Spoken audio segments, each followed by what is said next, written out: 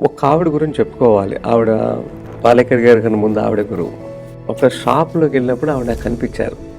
అంటే నాకన్నా ముందు ఉన్నారు ఆవిడ. ఆవిడ స్వరం ఒకంత గంభీరంగాను, బాధ్యతగాను, మందలిస్తున్నట్టుంది. Sales boy. గతంలో నేను వచ్చాను నీ దగ్గరికి.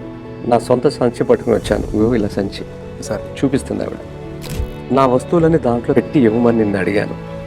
అలాగే ఇచ్చావు. కొద్ది రోజుల తర్వాత మళ్ళీ నీ దగ్గరికి నేను వచ్చాను. నన్ను మర్చిపోయావు. నేను చెప్పిన విషయాన్ని మర్చిపోయావు.